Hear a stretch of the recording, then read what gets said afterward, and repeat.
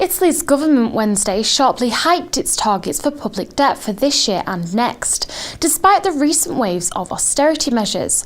To discuss this decision's effect on growth, interest rates and employment, I'm joined down the line by Robert O'Darley, Senior Economist from the Economist Intelligence Unit.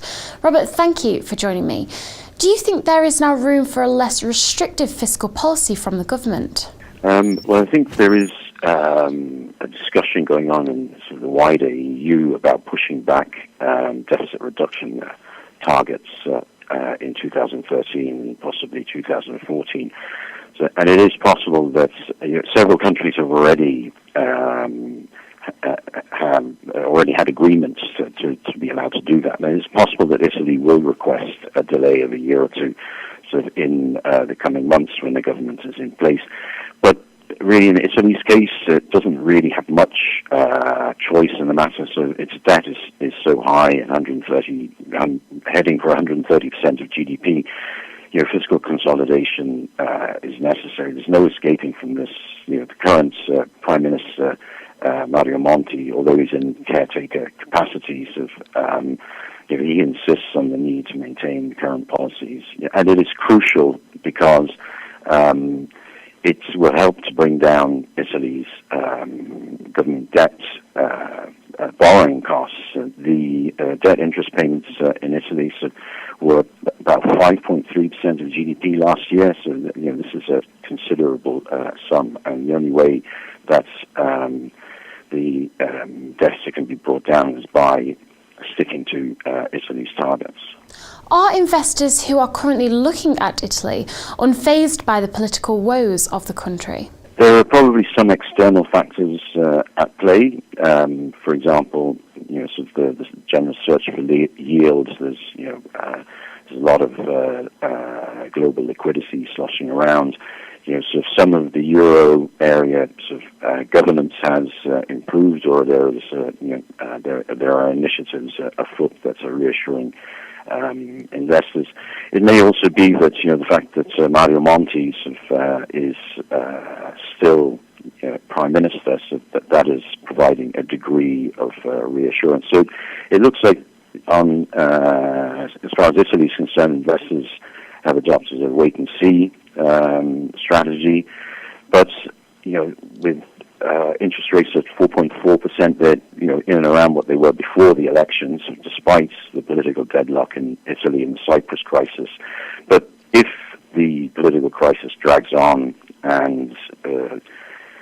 or if the next government is cool on the reform agenda, I think investors will lose their patience, and I think markets will be very tense, and you'll see yields rise. Italy's jobless rate is at a low of 11%.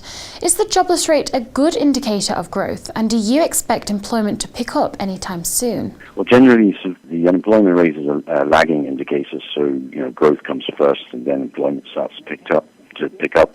The situation in Italy is slightly skewed because of the wage supplement scheme, which essentially allows effective redundancies not to be recorded as such, and so they're not included in the unemployment figures. So, if some of the people on long-term wage supplementary schemes, if they were included, Italy's jobless rate would be a couple of percentage points higher at least. And the other aspect is that it was announced today that 50% of Italy's almost 3 million out of work have been out of work for over a year, so they're considered long-term unemployed, and it is widely known that it's very hard for people who've been out of work for a long time to get back into the labour market.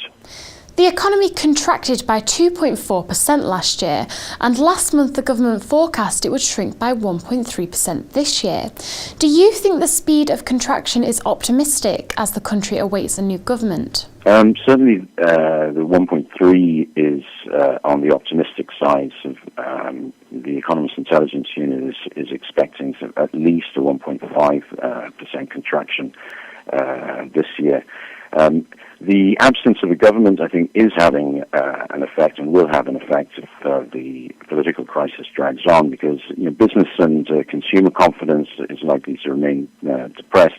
And I think also the government's projection doesn't take into account a weakening of demand in Europe during this year. I think this year is going to be in Europe is going to be weaker than previously expected, which means that Italian exports are not going to perform as well as might have been hoped.